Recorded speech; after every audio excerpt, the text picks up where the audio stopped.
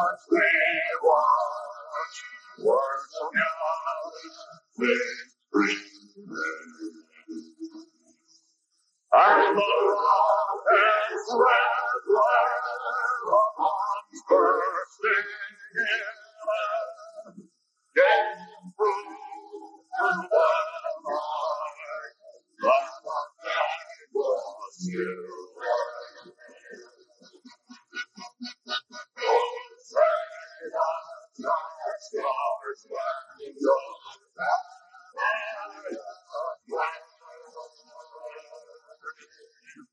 For the ground of free, and the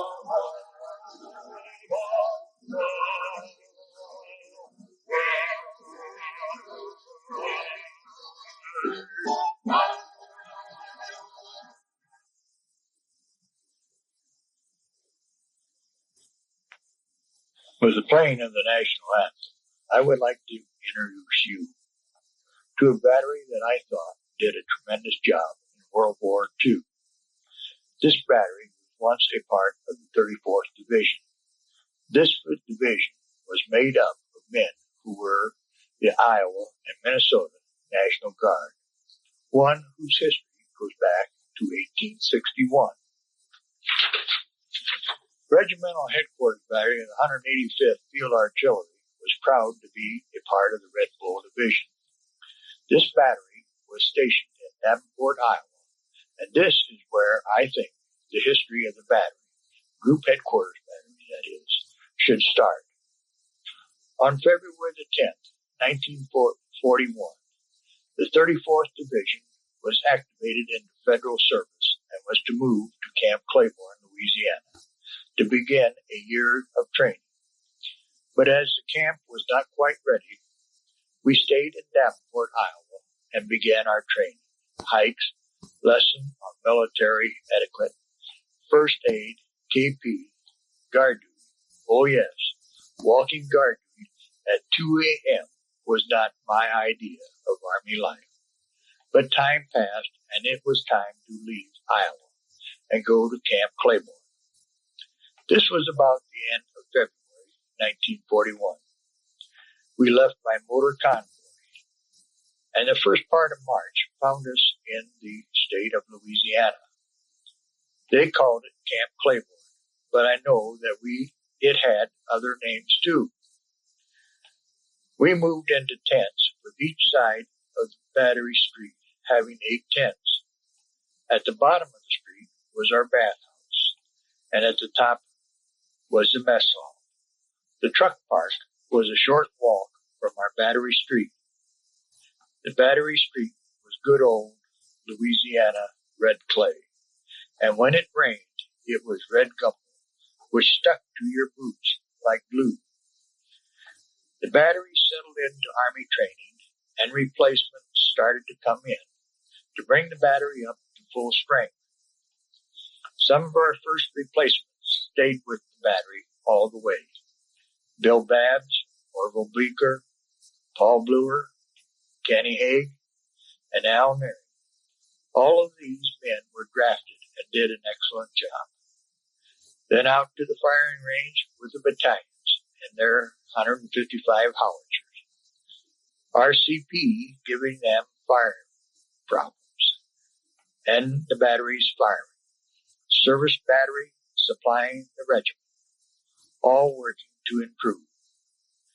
Then came the Louisiana maneuvers. They started in August 1941 and went into September.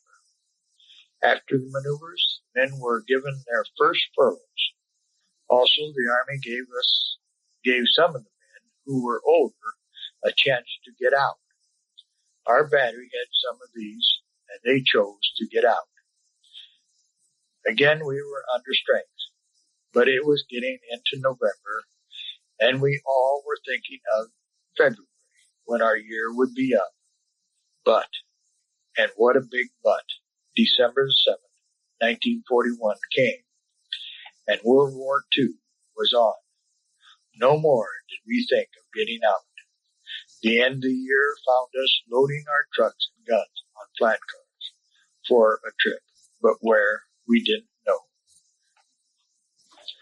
January found us loading on a troop train. Where to was the question. We started to head north and east. The train stopped at Galesburg, Illinois. So many of us were so close to home, but yet so far. We continued to Chicago and then to Fort Dix, New Jersey. We arrived late in the afternoon, and the barracks that we were to live in were in bad shape. The heat had been turned off, and the water pipes had frozen. Our mess hall was in no better shape. It was a late meal that night.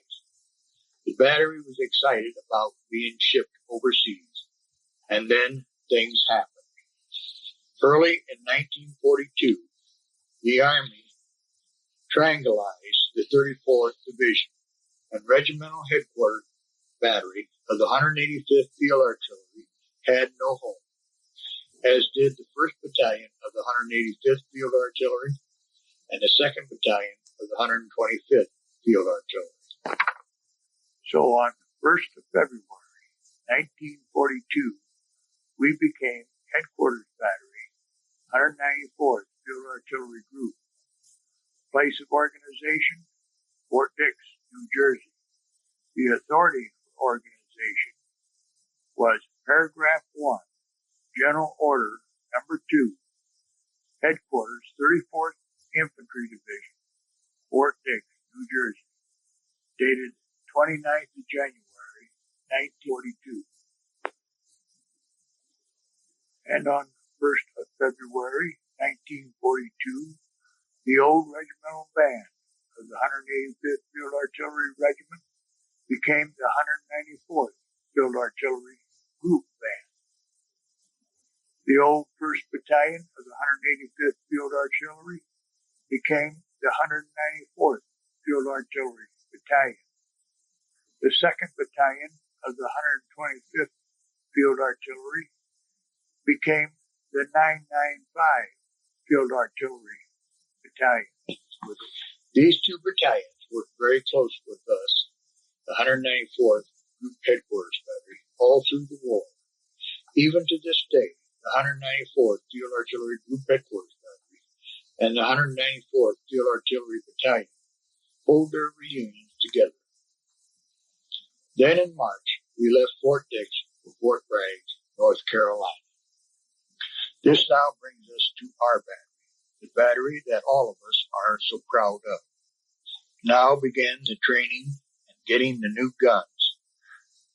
To train and equip the men so that they would succeed was the goal of our new commander. He was Colonel John C. Cook. He was new for us, and we wondered what kind of a man he was. Time would tell. Training began, and new men came into the battery, and some of the older members were shipped out to cadre new artillery units. In June 1943, we began to think just when we would be shipped out. In July, we began to get new equipment, and then we knew our time in the States would be short. We now have a full complement of men who have trained together and who had pride in their battery. I must add that while in Fort Bragg, our battery had an excellent soccer team, basketball team, and in other sports we all played and enjoyed being a team. This, then, is why I think our battery was so good. To this day, there is still a very strong comradeship. August came, and on the 11th of August at 7:05 p.m., we left by train to go to Fort Dix. We arrived at Fort Dix August the 12th at 3 p.m. And at Dix, we got ready for our trip overseas. Medical shots, clothes, and then we had to carry those impregnated gas clothes. On August the 20th at 10:30 p.m., we left Fort Dix and arrived at the New York Port of Embarkation at 2:30 a.m. on August the 21st and loaded on the USS Monterey of the Batt steamship line. Bill and I have just talked about that morning when we loaded on that ship, with 2 barracks bags hanging around your neck, trying to choke you to death, and people asking you your name, rank, and service number. Then the Red Cross was handing out donuts. Bill said he remembers going up that gangplank with 1 donut on his little finger. Just what a man wanted about then, a Red Cross donut. That morning, the Monterey left the dock at 10 a.m. and headed out to sea. She was fully loaded with troops. I think there was about 8,000 men on board. This figure may be off a little, but not by much. As the ship left New York Harbor, the thoughts of the men were with our loved ones. I suppose a tear ran down quite a few cheeks that morning. As we headed out to sea, we picked up more ships, and soon our convoy was steaming along. Ship life started that same day. Lifeboat drills, everyone had his assigned place on these drills. Then there was fire drill. We found out that we would be fed twice a day. I still have my mess card. Why I have kept it all these years is a mystery to me. As I recall, the meals were so-so. Some of our people became seasick, but thanks to Kenny Haig, who had been on boats as he lived in California on the Pacific Ocean, who told us to eat even though we didn't feel like it. Keep food on the stomach, he said. We had some candy bars that we bought at the PX, and that helped too, to keep our stomachs quiet. Our battery was lucky on this trip. We drew staterooms. Oh, they were nice, but we were crowded. But even so, we had it so much better than most of the troops. We had a few submarine scares, but our ship was well protected. After 11 days, we saw land. We went through the Straits of Gibraltar, Africa on our right, Europe to our left. The convoy broke up on the 13th day. We docked at Oran, North Africa, on September the 2nd at 2 p.m. Other parts of the convoy went on to Algiers. We unloaded and went a short distance outside of Oran, on the side of a low hill. At this time, I wish to read a letter that the officers of the group talked with Father Batt. The title for this letter is The Basis of Adolf Hitler's Appeal to the German People. On a lazy summer afternoon, shortly after landing in North Africa, and before having been committed to combat, a group of officers of the 194th Field Artillery Group had finished with matters of official business when question was addressed to Chaplain Madden. Did he have any ideas about the underlying source of Adolf Hitler's appeal to the German people? Chaplain Madden was the only person in the group who had had graduate study in Europe, with the exposure to scholars, students, and to others, with a much better opportunity to observe and judge the meaning of events than most of us living within the United States. Those of us educated in a professional field had had little exposure to such subjects. Only Major Robert Frank had had a liberal arts background from the University of Kansas, which touched upon the question. Father Madden said he had had the same questions and had made inquiries of German scholars and students. Their replies all appeared to include 4 items, and to emphasize the importance of one topic above the other 3. As members of the 4 items underline an appeal great enough to be given control over the destiny of the German nation and to bring us to North Africa were, first and foremost, was the continuation of the blockade against Germany from the armistice of November 11th, 1918, until sometime in May 1919. This prevented food from arriving and caused the death of infants, the young, and the elderly. Major Frank remarked at this time that a professor mentioned in a class that the commanders of the occupation troops had gone to their government in 1990 with a request that the blockade be lifted, or they could not be certain of the discipline of their troops. Destruction of much of the middle class by inflation, 1923. Use of vicious colonial troops to occupy the Rhineland of civilian population, such as we were to see later in the north of Rome. In Italy, the French officers who provided control and civilized values had taken huge losses without replacements. These affected the Senegalese and the Moroccan troops around us. This type of incident in Italy became known to the American public through the Sophia Loren movie, The Woman, about the events at Castro de Valencia.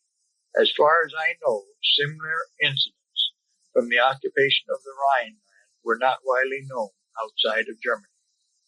4. The effects of the Great Depression upon the German people by 1932. These were severe enough to seek a change. This discussion was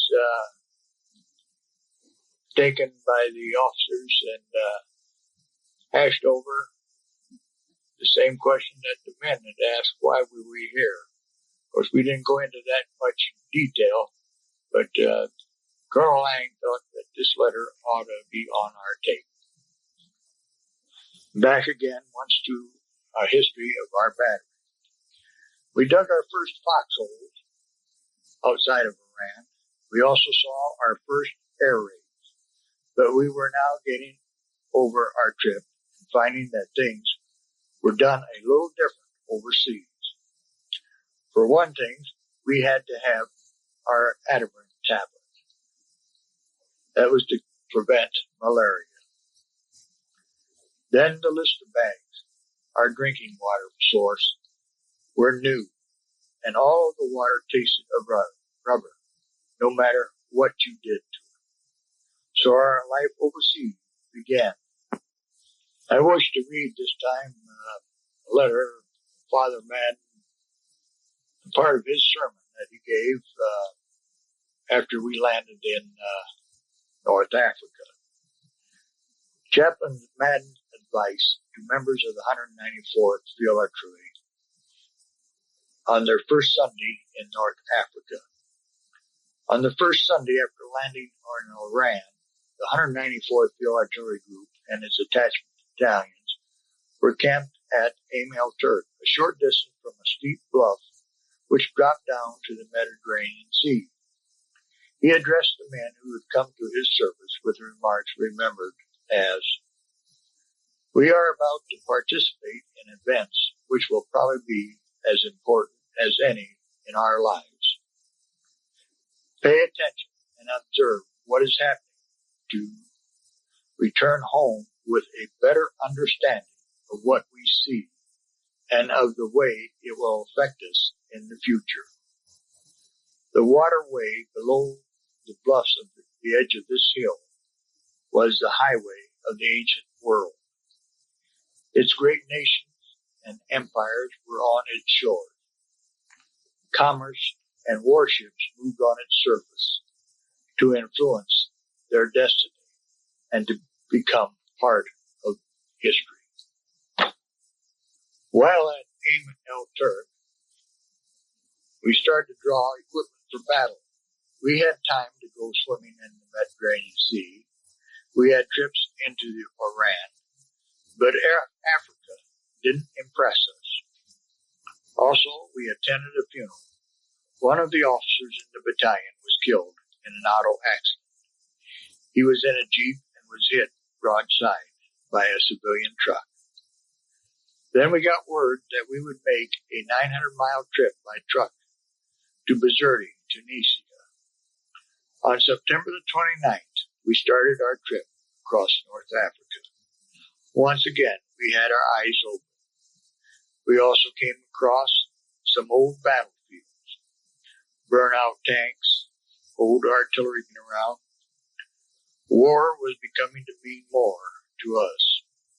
We stopped overnight in Algiers. That was an interesting city.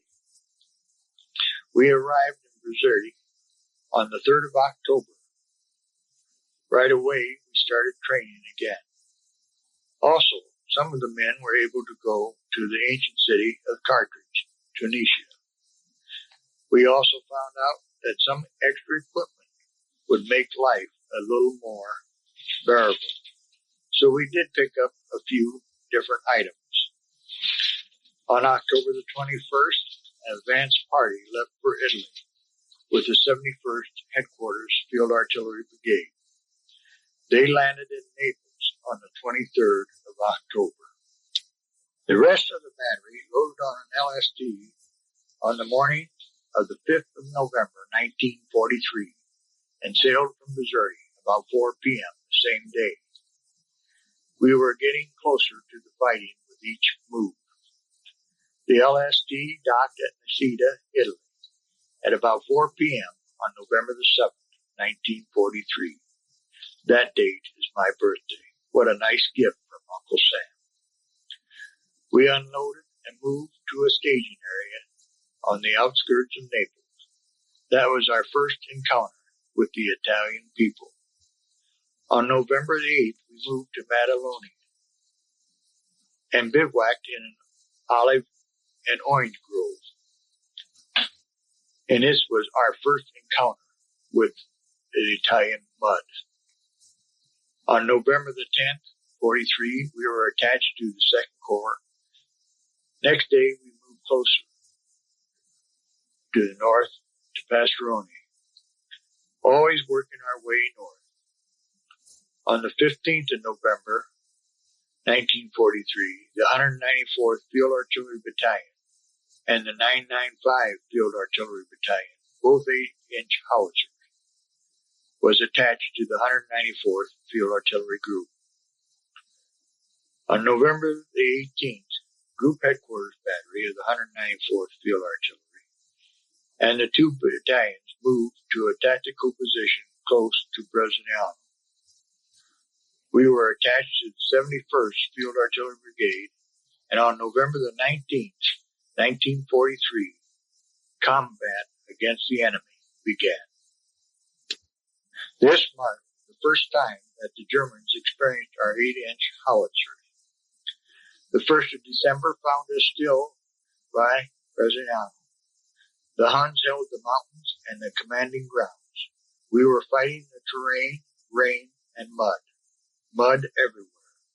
Even the 4-wheeled jeeps were having a hard time. On the 6th of December, 1st Lieutenant R.E. Savage and 2nd Lieutenant Floyd Lemon, pilot of the 995 Field Artillery Battalion, were shot down about 3 miles northwest of Mignano. Both officers were seen to bail out, and we reported as missing in action. On December the 19th, 1943, the 932nd Field Artillery Battalion was attached to the group. Now we had 155 howitzers with us. December the 6th through the 15th, we fired a lot on Mount Camino. U.S. Special Troops finally took it, and we moved north, close to Mignano, in an olive grove. We had a forward switchboard there for some time. I'm going to have Frank Ofisco and Chet Klingler and Roy Byers talk about that forward switchboard. They were the wiremen that laid wires, tried to keep those lines in while we had that forward switchboard there. One of the time there, when right after we got into combat, we laid 2 lines up to a forward switchboard, and Frank Ofisco was up in right around Mignano. We had a lot of trouble with trying to keep those lines in because of the shelling. Do you remember any of the incidents that we encountered there trying to keep those lines in? Very much so. One night, we had been out, we had trouble all day long tonight too, and my crew had been out, another call came in on that same line. I decided rather than disturb them, I'd just take it myself and went out there. And I checked all the way up to the switchboard and went up to see Frankie and started back the other direction. And I had a checkpoint at a tree down the mountain somewhere. I forgot exactly how far it was. But anyway, I checked it out there and checked. So I went on to the next check station. And in the meantime, shells started coming in. And I lost contact with Frankie. They blew the line out behind me. And I went back to check it in again in the tree that was my checkpoint. And where I had been just not very many minutes before was gone. That's where one of the shells hit, where I'd been sitting checking that line. Frank, one time there was some American tanks moved in after dusk there, and the Germans heard them, but they didn't know where they were going or anything, and so they sent a patrol out that night. Do you remember the time when the patrol was up there, just right around your bench forward switchboard? Yes, I think I remember it. Matter of fact, the Germans were walking around, and we didn't know just about where they were. And one of the wiremen rang his telephone, and right away I grabbed it before anybody could hear the bell on the phone, on the switchboard. And I told him, please, don't ring no damn bell. Let's just talk on the phone. I'll have the wire open. I'll have headset on my head. If you have to say anything or any kind of communication, just talk to me and whisper to him so I can hear you and give you the message back. Christmas was spent in the Olive Grove. Christmas, December the 25th, 1943. We all wondered how many more we would have to be away from our families and loved ones. Beginning in January, our battalion became more active. From a period of January 5th to the 8th, 1944, ammo expended totaled 379 tons. 2,771 rounds of 8-inch howitzer and 2,037 rounds of 155 howitzer. But all is not roses. We were also under fire. Father Madden, our Catholic chaplain, was severely wounded by incoming fire. On January 18th, we moved again, this time to a place called Chevrero. But we found a place that had dugouts that the Germans had made. They were on the wrong side of the hill, but they were well built. I think this area is the one spot that the men always talk about, and if possible, I'll try to get it on tape. While in this area, our guns covered a sector of 34,000 meters. In addition to supporting the U.S. forces, we also gave support to the French and to the British. I think one of the most harrowing experience we had was when we moved up close to Casino and we took over those old German dugouts that the Germans had built. And we lived in those things for about 3 months. They were warm and they kept us out of the weather. They were well built. What do you think about those days gone by, Chet? Well, I think about the one that just about came in the door. It had been a foot over fire that had come right in the door, but it did explode outside, and we were safe. But, Roy, do you remember all them duds that come in behind us? I sure do. I know there's several of them planted there. It hit and didn't fall, thank goodness. There wasn't none of us to be here today. And as you say, the dugouts were beautiful, but they faced the wrong direction. It was on the German side instead of the American side. But they were still better to sleep down the hallway. Yes, better than that creek we slept in, the position we was in before there, where the water get up our tent. Was that Frankie? Where was he at? I was in one of those homes also. And in fact, I remember the fact that the Germans knew where those dugouts were, and they knew damn well that we were going to take them over. So they had us zeroed in pretty goddamn well. And I remember quite a few shells laying around us. Matter of fact, I think one lit inside of my tent, and they still couldn't find how the shell lit, and they couldn't determine which way it came from. That would throw your tent up.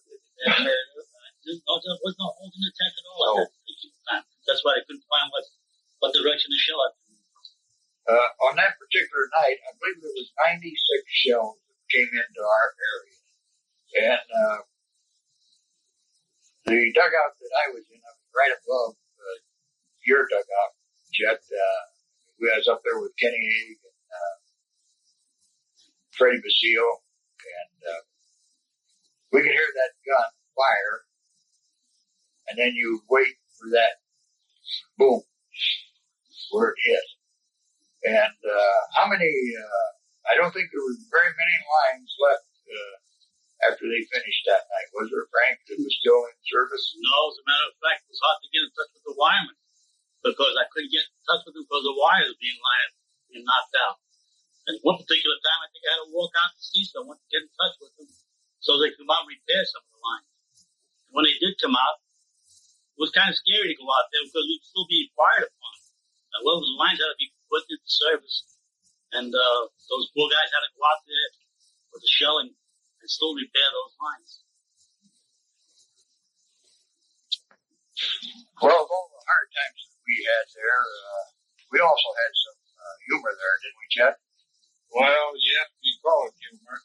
We laughed about it afterwards, but we're up in the chow line getting shelled, and we had to go out on the line, and I told the rest of the crew, I said, you just stay up here. I'll go get the telephone out of the bunk down there, and then we'll take off. Well, I didn't get down there until they started shelling the place, and I hit the ground, and shell exploded, and I went in, run in the dugout, and right where I was laying, another shell come in, and the guys were watching and wondered, where's Chet?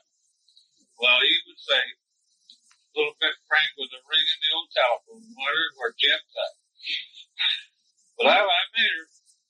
You remember anything, Frank? Well, I think at one particular time we had our position and to see a Englishman come over, and he was starting to build. There was a little bit of a hole in a little side of a hill, and he was putting his billet. We call it a billet. We call it foxholes. And he was about to put his billet there, and I saw him digging out a little. And I said, "So what are you doing there, fella?" He said, "Well, I'm going to put my billet in." I said, "You're going to put your billet there?" I said, "Those Germans are looking right down your throat." I said, "They won't be that long." And sure enough, he took our advice, and he went away. He didn't dig it there. But that there particular night, the shell lit right where he was going to put his billet. And when he came back the next day and saw it, he came back and gave one of his rations of liquor. It was whiskey he had given us that night.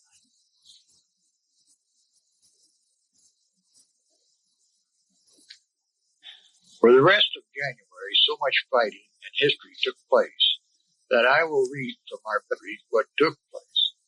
I would not want to leave any outfit out, as they all deserve to be recognized.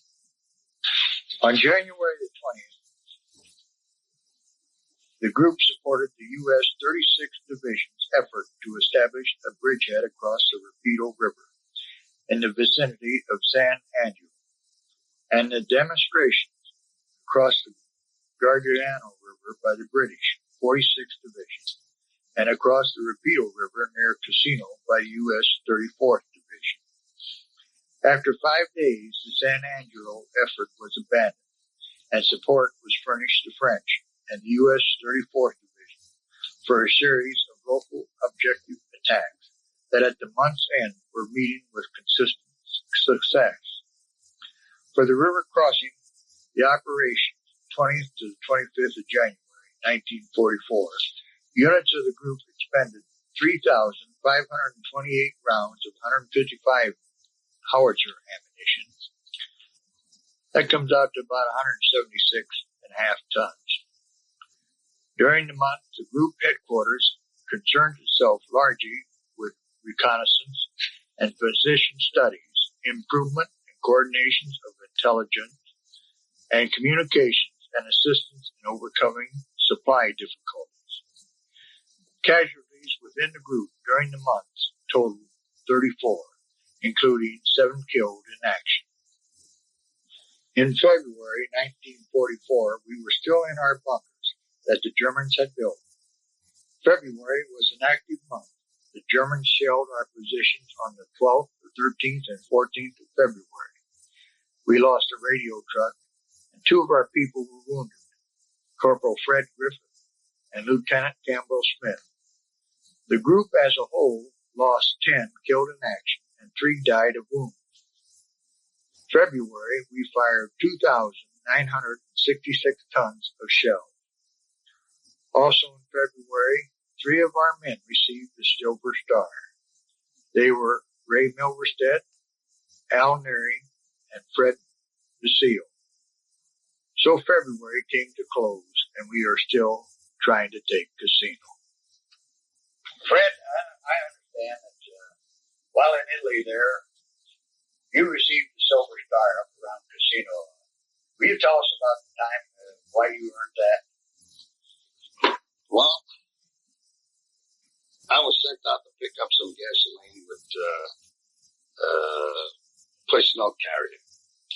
And I don't even remember the exact amount of gallons of gasoline I had on the job, but on the little truck. But it was loaded in the back. The seats were up, and it was all loaded with gas cans. Well, and I'm coming down up Highway 6, going into the bivouac area.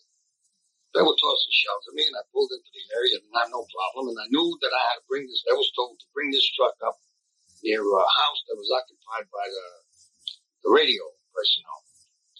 And I did what I was told to do. I brought the truck up there, I parked it, I camouflaged it, and I started coming down. And as I get down to my spot where I had my bunk, shells start coming in, and I seen a shell hit this building where the radio operators were in. And all I thought it was the gasoline truck. They're going to hit that, and they'll blow that building sky high. So I ran back up to the thing there, and I know the truck had started right away because I just shut it off. It was hot. I started up, and I backed it around, and I drove it down into a gully close to the entrance of the bivouac area. And that was it. In March, the Group Headquarters Battery was still at Casino, firing support for the New Zealand Corps. We were waiting for the attack designated Operation Dickens. On March 15th, the force bombed the Abbey, and we fired to help the attack, but the tanks were stopped at the fringe of town, and the attack lost momentum. In March, the 194th Field Artillery Battalion was relieved from attachment with our group and were shipped to Anzio. Also, we were shelled again by the Huns, and on March 28th, 96 rounds fell in 3 different concentrations. Damage limited to wireline, and this put our crews out to repair the damage. On March the 29th, we would move back to San Vittore. It was at San Vittore that I think we saw just how poor and hungry some of the Italian people were, how they would scrub their clothes on the rocks of that little stream that ran by our battery, how they came down to eat what we didn't. Also here, we got 2 little Italian boys to do KP. Bill will talk about that.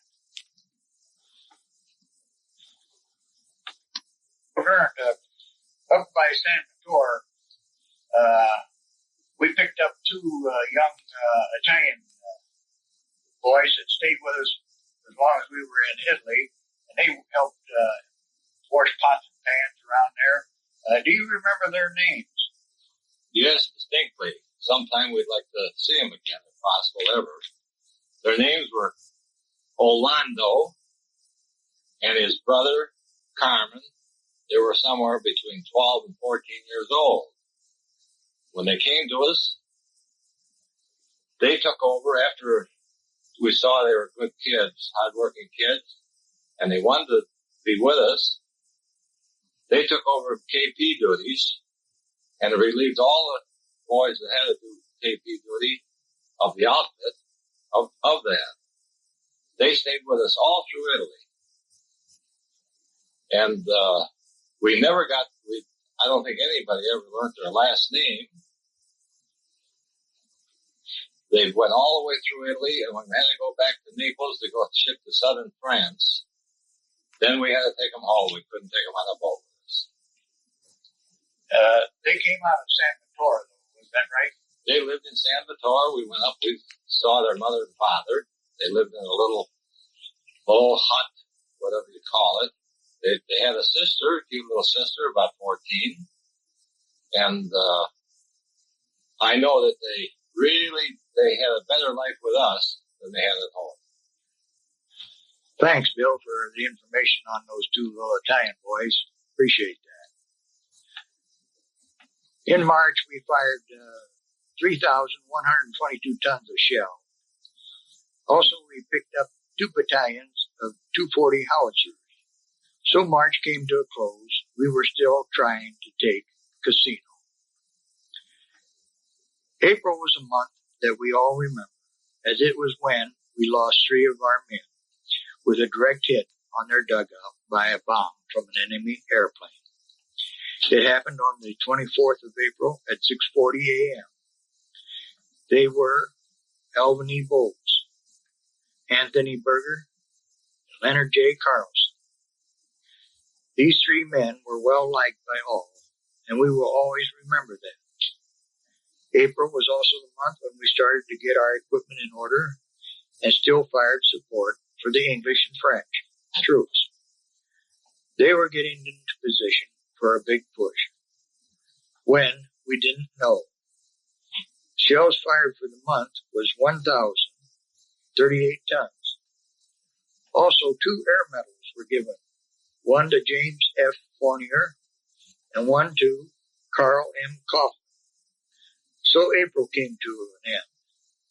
But before we go on to the next month, we're talk with Bill Batt and Bill Gruner.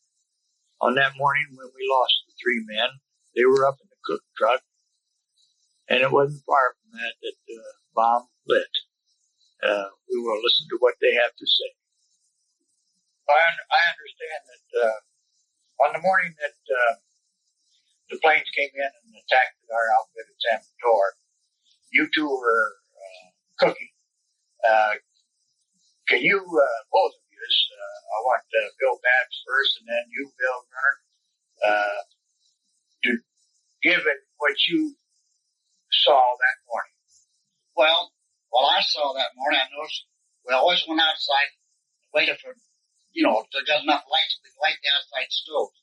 And I just peeked back through the canvas of the door, and I spotted this airplane coming up the trail, and he wasn't playing around with it. He had supposed coming right at him. I told him to get his ass out of there. So we jumped out of the kitchen truck and went in behind some big rocks, and the next thing I heard a lot of booming up behind us, and that's when we had Rusty Bolts and Carlson and Berger get killed up there that particular morning up there. And there was quite a lot of excitement that morning there. I don't think we were tall breakfast that morning. I know Bill and I went out there and to find out what we could do for him up there. Bill Gruner? Well, I remember, which I'll remember the rest of my life. In fact, I imagine that was one of the main things I'll remember. We went up there, and where the 3 of them had dug a big dugout with pup tents over it. All there was a big hole, no sign of the 3 boys. So after a little while, we realized they got a direct hit. And the way I understand it was really a mistake. The plane was going for San Vitor, the town, but it was a mistake, and the shell landed on direct hit, right on their dugout. So I don't know how soon after that, and then several other fellas came, and I imagine there was 8 or 10 of us, and we went through an area. I really can't say, but quite a lot of area through the grass, the brush, and so on, and we picked up the pieces of the 3 boys. The biggest piece was probably the size of your fist, and we collected at the most 1/3. I remember they put it all in the gunny sack, and it was between 1/3 and 1/2 of a gunny sack of the 3 boys. I picked up a torn part of about 1/3 of 100 note lira, which I still have in my possession.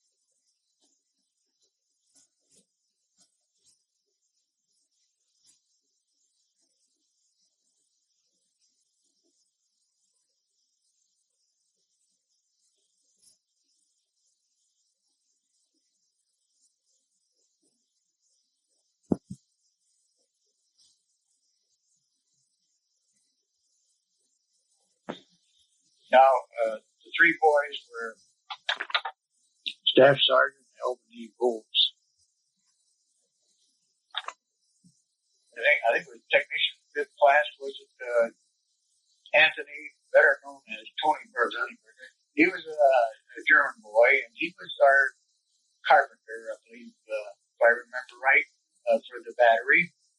And Leonard Charles, who was the driver for the CP. Is that right? Right. As far as the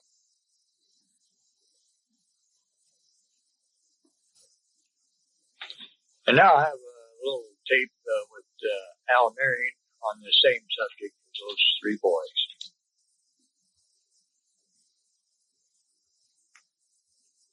As a first sergeant, I know you had times when you had performed some duties that you didn't care for,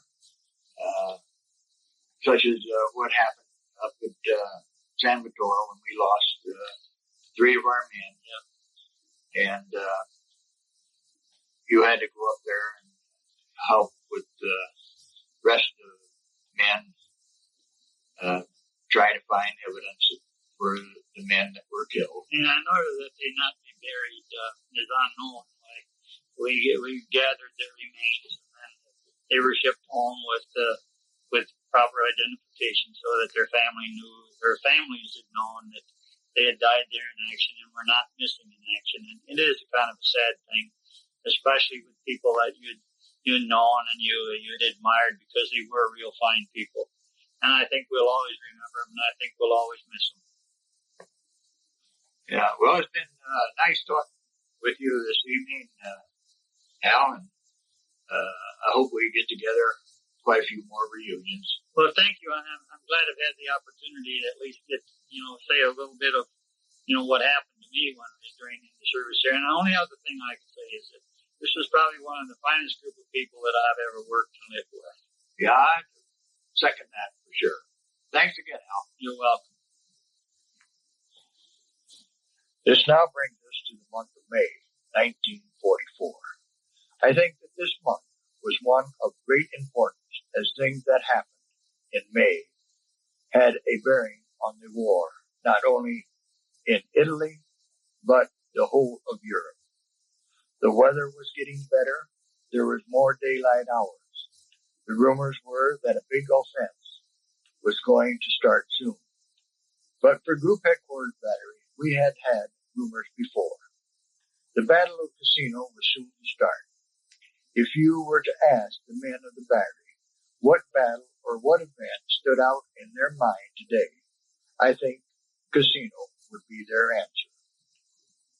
As this month was so important, I will have to go to the battery history so as not to overlook anything, any place, or anybody. Once again, I now see why this battery was so great. All did a tremendous job. From the lowest private to the highest general, all worked to get a victory at Cassino. The units of the group in the first 4 months of the Cassino barrier fired a total of 11,006 tons of ammunition. The group prepared for the operation known as Operation Honker to the 13th Corps, British. Prior to 11 May at 2300 hours, the object was to penetrate the Gustav line and capture Cassino. The historical artillery preparation started promptly at 2300 hours, 11 May, and the infantry started to cross the Rapido River in boats 45 minutes after the preparation began. Yeah, Burdett, can you recall anything outstanding when you were with the 194th Overseas that stands out in your mind during your service with the Group Headquarters Battery? Probably one of the most memorable occasions was when we were stalled at Cassino for a period of time when they had brought in so much artillery, and when the big push-off came, we were able to, from our location up on the mountain, see the valley, and it just was like fireworks, the amount of artillery that opened up that night with all the artillery that opened up, and it was a sight that you just never seen before and probably will never see again. The attack reached the Gustav Line along the Gargano River in the French zone, and later, after considerable hard fighting in the Lure Valley. On the 18th of May, the Polish Corps completed the envelopment of Cassino and the Mana di Cassino. Both fell then, 7 days after the start of the attack. Attack of the Hitler Line through the Aquino Panicabaro quickly followed the reaching of the Gustav Line. The vigorous pressing of the attack after reaching the Gustav Line by the French Corps captured Anzio and flanked the line.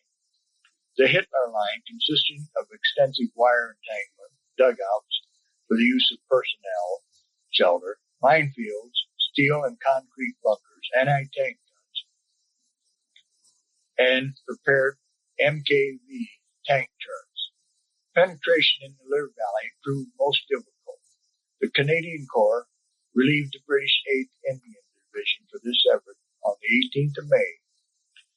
Group units supported the operation in the zone of all four corps.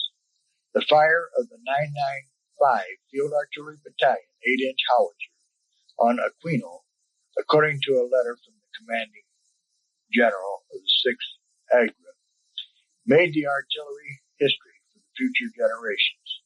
The group moved into the heart of the line on the outskirts of Panicabaro. The same afternoon, the town fell from its supporting position in the vicinity of San Griego.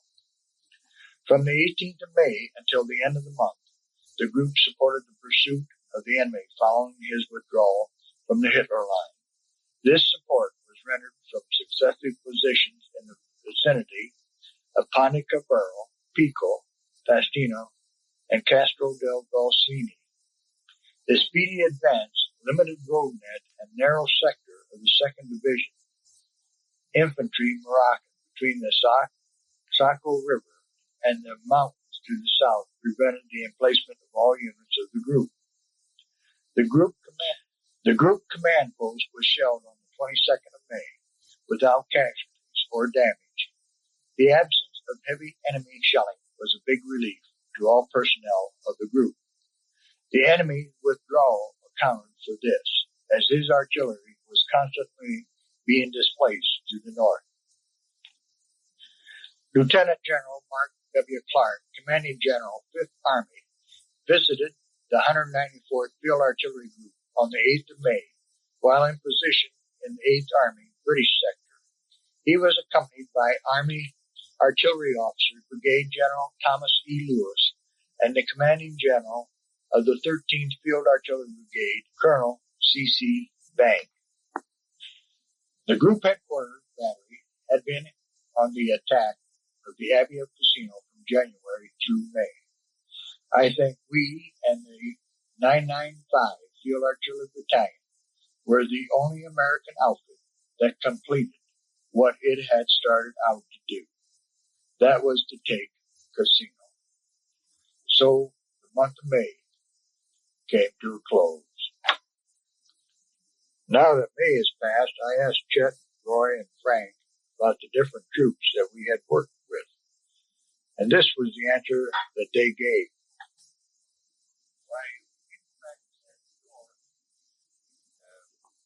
We had dealings then with the Canadian troops, the New Zealand troops, and the English troops and Australian troops.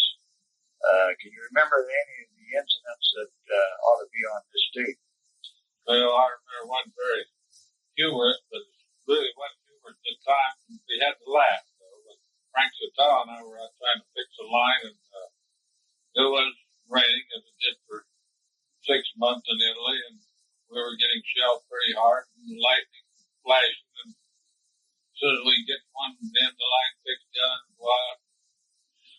we are having quite a time, and Frank took one end of the line and put it you know where, and the other end in his mouth, and started trying to talk to to crank a pistol. Now that was something. You remember the time, Roy, when the New Zealand troops had those little 25-pounders that came up there by our area and started firing there? I do remember because I know after they started to set up their guns and started firing, if I remember correctly, every time they fired, they jumped. They'd have to reset them again for the next shell. What I was really thinking about was at this particular time, the Germans started shelling us and the shells falling all around the place. But yet those guys never moved a muscle. They kept going right on with their, they weren't scared of anything else. They just keep firing right back at them. Out there exposed, nothing around them, no sandbags, no nothing, just out in the open. Yeah, but them boys didn't serve 5 years in combat. They didn't care much what was going on. They were amazing. Well, we had a Scotchman that was with us back in San Salvatore. He was the messenger. Kelso. Yeah, what they call him? The messenger was having another name for it. But he was a principal guy. We all liked him. And particularly, he got liquor rash that tastes pretty good from time to time. Well, he's the fellow that stayed in that Phillips that time, if I'm not mistaken. That's how we got that liquor. When he came back and gave us the bottle, he found out that he was in that hole where he was digging. He wouldn't be able to give us the liquor. Well, he was attached to us, and for a long time. He was one amazing guy. We all liked him. Of all the foreign troops that we worked with, which ones, or which one would you say was the most congenial to work with? Well, I don't know. I think that bunch that was there that we had dealings with in my book was probably the one that whatever they were. Scotland, wasn't it? Yeah. Yeah. You think that they were probably the easiest to get along with and cooperative with? Yeah. Next is a talk with Al Marion about headquarters at casino. We had some dugouts and that up there, but the battery headquarters, that was located in an old farmhouse, wasn't it? Yeah, it was an old 2-story farmhouse. It was all, of course, like most of the buildings there initially, was made of stone. The roof on that thing didn't amount to too much, but no one used the second floor anyway because you were too close to the roof and any shells or anything, well, you stood a pretty good chance of getting hurt. But the orderly room was on the first floor. This is where I'd had my office along with Captain Andration, of course, and Bobby Adams, the clerk, was the clerk all during the campaign as we went along. Way down on that bottom floor, was there an old stove down there with maybe a coil or something? Funny that you asked, but we did have we rigged up a still there. Captain liked some refreshments now and then, and what we did is we took an old 5-gallon water can and got a copper tubing from a blown out truck, and then run that through a 25-pound coffee can as a condenser. We weren't too far from that little creek, as you remember, and we'd bring the chains of water in that condenser, and of course that was what we condensed the alcohol with. Now what we were doing is boiling Italian red wine that the guys would pick up here or there. And the first time through it come out with a little pink twinge to it, but after you took that stuff and boiled it the second time, come out of there pure white, just like real white lightning. It was probably 800 or 900 proof. It was really strong stuff. And then I guess I never drank at that time, but I understand they used a little grapefruit juice with it, and it was quite a refreshing drink, to say the least.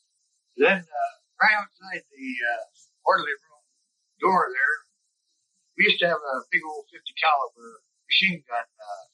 I don't know what it was used for. Do you? Yeah. As a matter of fact, I don't know how we got the machine gun mounting, because it certainly wasn't the kind of thing that an artillery outfit would carry. But I think it was the kind of unit that was on the deck of a Navy vessel. We acquired it somehow, and of course in the Navy they used those as all. Most of this one was designed for a water-cooled gun. We mounted an air-cooled gun on it, and it was the kind of thing that had a cradle, and you just laid into this thing so you could shoot almost straight up in the air. One time, a group of Focke-Wulf 190s, German fighter planes came over, And we thought they were going to go right on by, but one of them turned on the wing and came right toward us. And I was sitting there in the cradle of that gun. And I remember very distinctly seeing that pilot's face in 2 rows of tracer bullets because he happened to be too close to me when he started firing. And both rows of those tracers went right by me, probably on 5 feet on each side or something like that. And I'll tell you, that's quite a thrill. You didn't think of doing that again, did you? Well, I probably would have. I guess you don't think when you do those things, you know. It's like anything else, you do it impulsively. That was Al Marion and myself out to the Apennines last September in 85, June. In June, we were in hot pursuit of the German army. We made 11 moves in this month. We were still in support of the French troops, who were good fighters, but a real hazard on the highway. A truck had 2 things to them, a throttle and a horn, and away they went. During this month, some of the battery were ahead of division artillery so as to give the best firepower that was possible. In June, we had the 2nd Division Infantry Moroccans in front of us. They were very good fighters. Rome fell June the 5th, 1944. Later, when we passed through town, the people were still in a celebration mood. With the movements in June, radio was used most of the time, but radios then are not like what we have today. And often communications was very hard to maintain. Also in June, we became more involved with German mines.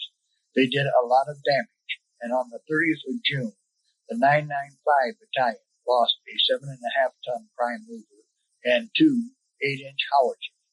One was repaired and later returned to service. Also on June 6th, the Allied armies invaded France. The big D-Day had happened, and we knew that they had their job cut out. We passed through Rome June the 12th, and it was quite a sight for us to see. At the end of June, we completed our 224 days of continuous combat. But one of our attached battalions, the 633 Field Artillery, completed its 382nd day of combat, 283 of these being continuous. In June, Fred Basile was rotated back to the United States. One replacement assigned, but never reported. Also, Russell Sage awarded the Purple Heart. Commendations for the 194th Field Artillery Group was awarded by the commander of the French Corps and also by the 6th Army Group Royal Artillery. So June is now history. Rome free, an invasion of France on. What will the future bring? July 1944 is here, and we are still working our way north. We are still supporting the French. Siena was an open city, and we were there when they had their big festival. We passed through the city on July 5th and stayed on the north side of the town at a house that had belonged to Baron Sigardi. It was a fine home with a big formal garden. This home was visited by one of the popes dating back in 1798. It was also visited by the music composer Richard Wagner. Bill and I have talked about that house and the treasures that it contained. Bill and I have often wondered what happened to it. But so much for the sightseeing. It was at Siena that a dog we had was lost. Jack was his name. He came to us while we were at casino, and we all liked him. He kind of took up with Kenny Haig, was missed by all. But German resistance stiffened now and became better organized. Each time we moved up, we had to be on the alert for mines and booby traps. On the 23rd of July, we received closed stations, and for the first time since the 19th of November, that the Group Headquarters Battery was out of action. That gave us a total of 248 days of continuous combat.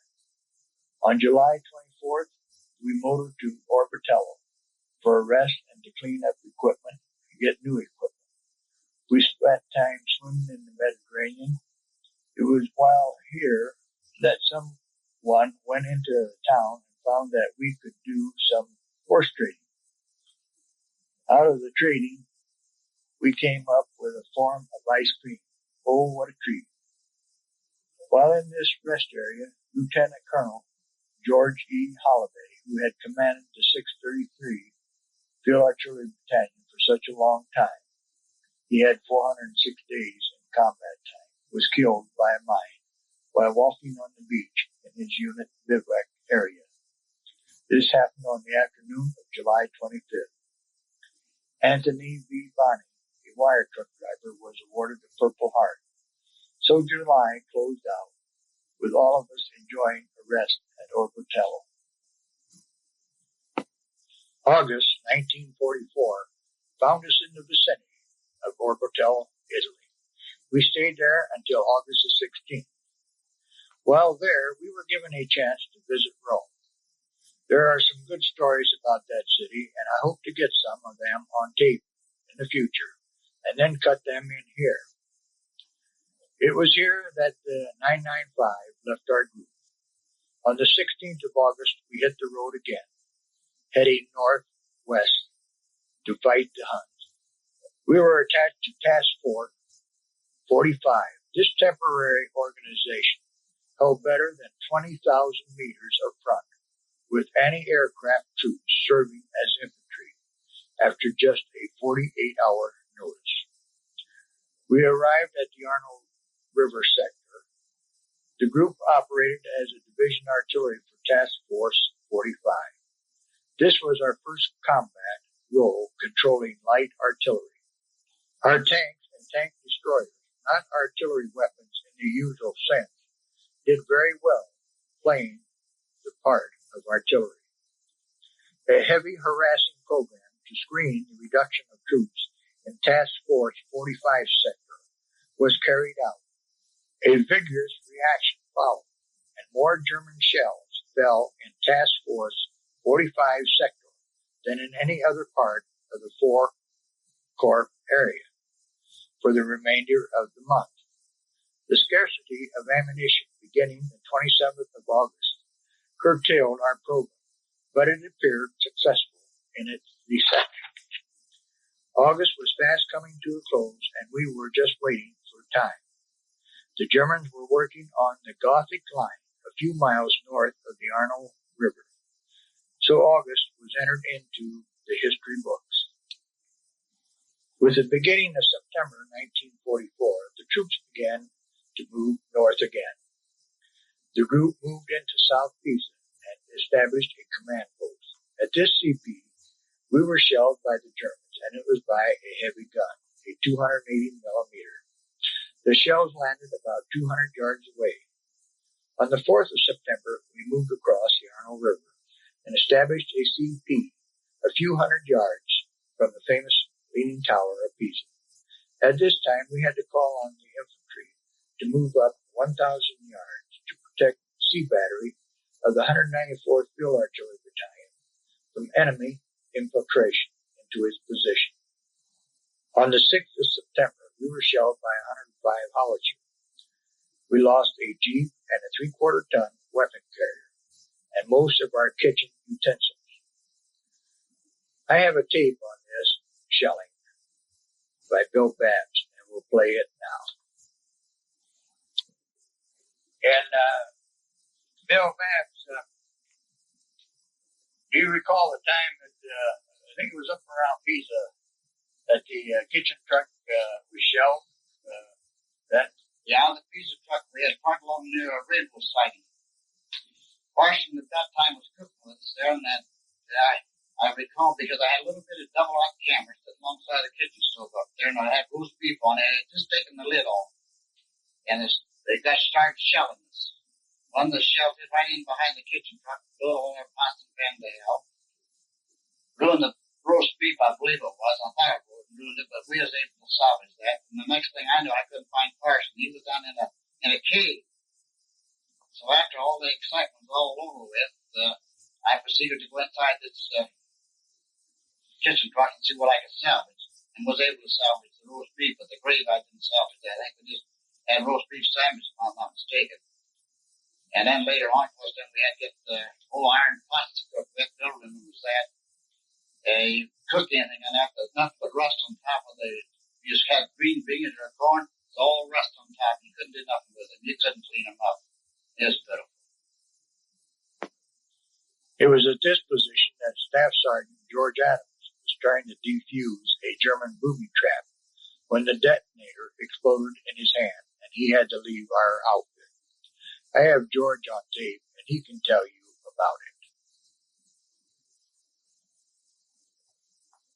And we went on up through Italy to as far north as Pisa, where I got tangled up with a mine. I was disarming the mine at about 11, and this was, I think, the 12th one. And they had a double booby trap, and my hand was injured, and that landed me in the hospital.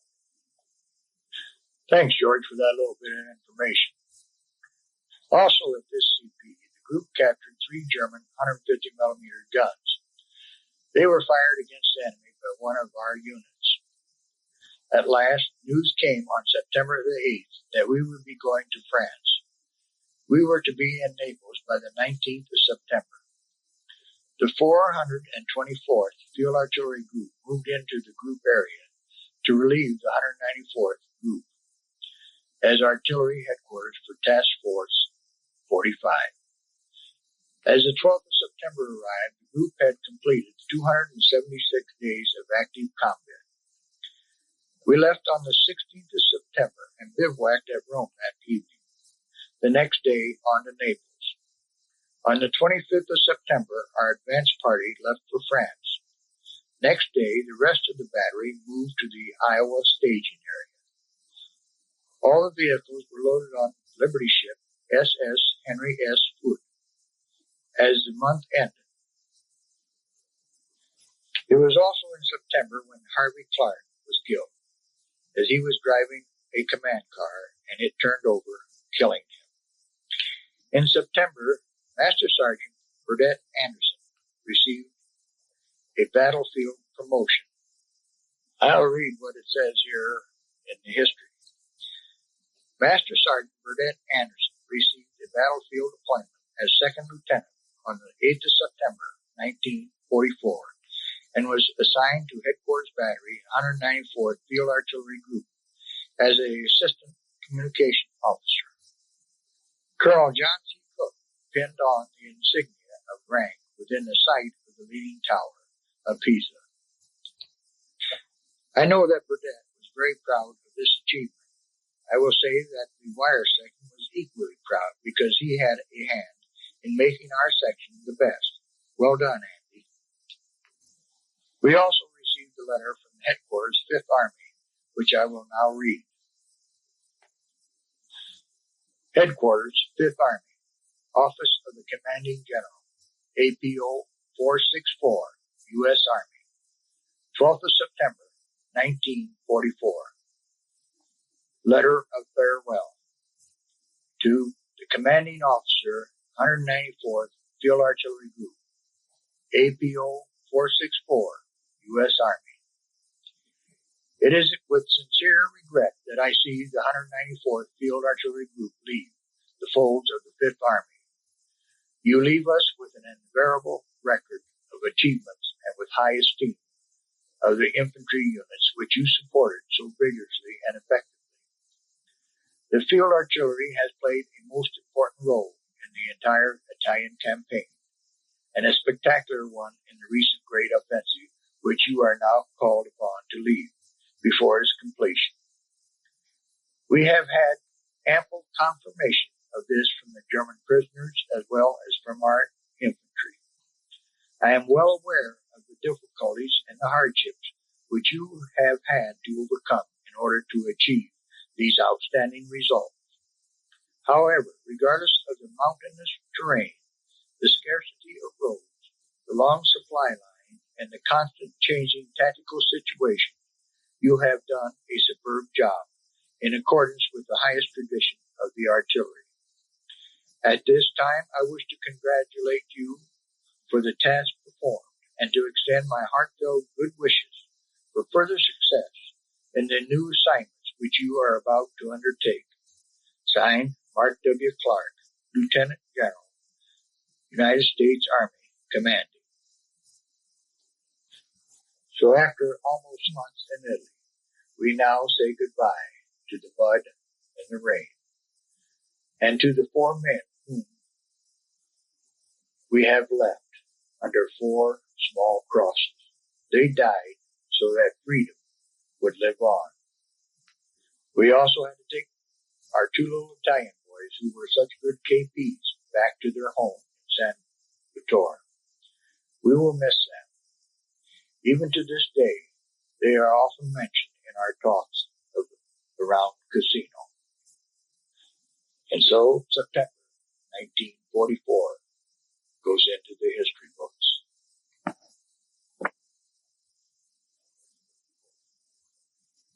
October the 1st, 194th Field Artillery Group Headquarters Battery, loaded on LST number 288 at Naples-Foggia, Italy. This was the same harbor that we landed in November the 7th, 1943. On October the 2nd, at 0730 hours, we sailed for France. At 1500 hours on the 3rd of October, we sailed through the channel between the island of Sardinia and Corsica. On this move from Italy, our liaison pilots flew our planes over to France. The LST number 288 dropped anchor in Marseilles, France on October the 4th, 1944. Our vehicles, which were on the Henry S. Foote, docked in Toulon, France, and didn't get to us until the 10th of October. While at Marseilles, we drew new equipment and tried to get winter clothing, but once again, no overshoes. At 0700 hours on October the 14th, we left Marseilles on our way back to combat. As we moved up to combat, the towns of the southern part of France were much different than the towns of Italy. These towns had not been shelled into piles of rubble. We were traveling in a convoy, and as we went through towns, the civilians would wave to us. Our first CP in France was established on the 16th of October in a schoolhouse in San Clemente. The 194th Field Artillery Group Headquarters Battery, with Colonel John C. Cook in command, was back in combat. We were assigned to the 15th Corps in the 7th Army. We now had the 989 Field Artillery Battalion. They were a 155 millimeter gun. And the 999 Field Artillery Battalion, 8-inch howitzers. We supported the 79th Division on an attack on the 27th of October. The group learned that we were going to support the 2nd French Armored Division. The attack took off at 0830 hours on October the 31st. We supported with counter battery as well with direct support fire missions. The attack was a success as they captured a bridge across the Moon River, just as the Germans were preparing to destroy it. So October 1944 became history as we finished our 16th day of combat in France. It was in Montigny that we were housed in a farmhouse. The farmer had left as the fighting was heavy there, and he left his cows and chickens. Chet Klinger, a farm boy in civilian life, took over the chores. He milked the cows and fed them and the chickens also. But the wire section had fresh roast chicken that night. I still have a picture of the men eating that supper. It was also the wiremen that salvaged a German generator. And at this time we repaired it, and the men of the battery had electric lights. We also began to salvage radios out of homes and Most of the men had radios from then on. November 1944. As attack, which started October 31st, continued, we gave support to the 2nd French Armored Division after the breakthrough in the Vosges Mountains. German resistance was so disorganized that advance continued to the Rhine River with little need for heavy fire. Heavy rains and rapidly rising streams and flooded fields interfered with the group ROP. A conference was held at the group headquarters on the 10th of November to formulate plans for the 7th Army attack on the now famous Severn Gap. On the 13th of November, at 0700 hours, the attack by the 44th Infantry Division on our left and the 79th Infantry Division on the right started. The 2nd French Armored Division supported the attack with artillery fire from their positions. The group gave a 13-hour preparation fire for this attack. At the end of the day, the 44th had occupied Linentroy and the 79th had troops in Namenville and St. Paul. Observers of the group saw about 300 German infantry on a ridge preparing to counterattack in the zone of the 44th Division. The group fired a concentration with all guns and broke the counterattack with heavy casualties to the Huns. All of this fighting was very heavy, and on November the 20th, the city of Saarbrücken was captured, and the group was getting ready to fire support to take the Severn Gap. But things changed. Severn was captured by a combat command of the 2nd French Armored Division, following an envelopment through the Vosges Mountains from the north and south. This move took the enemy completely by surprise, and the anticipation difficult penetration of the Vosges Mountains was accomplished. The 79th and the 44th Division continued to mop up the bypass Germans in the towns west of the Vosges Mountains. On a Thanksgiving Day, the 23rd of November, the battalions were given march order in preparation for our move through the Severn Gap. Colonel Cook explained to the group that the terrain east of the mountains was flat, and that the area in which we were to fight, just west of the Rhine River, was extremely vulnerable to enemy observation. The group moved through the Severn Gap and established a command post during the hours of darkness in Hochfeld.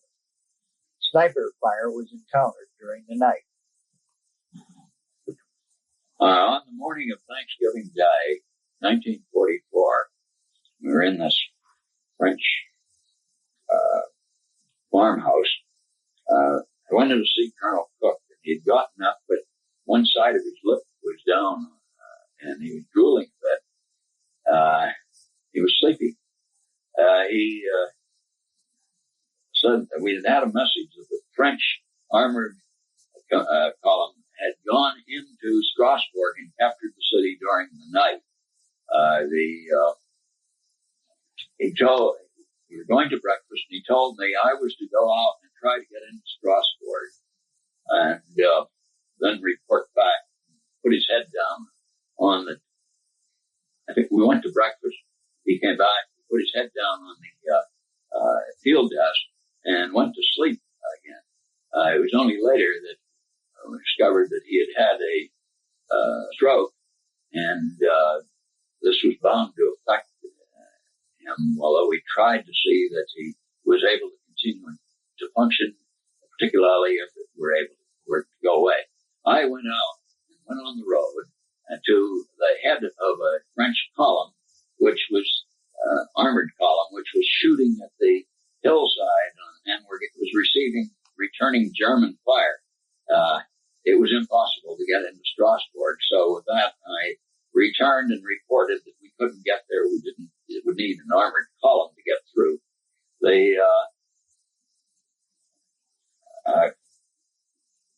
medical officers gave Colonel Cook attention. We tried to see that he was able to function to the extent possible, but Colonel Lakey, the executive officer of the 15th Corps Artillery, happened to come by and visit and saw him as we were trying to move. And this is where he reported he have to go to a hospital.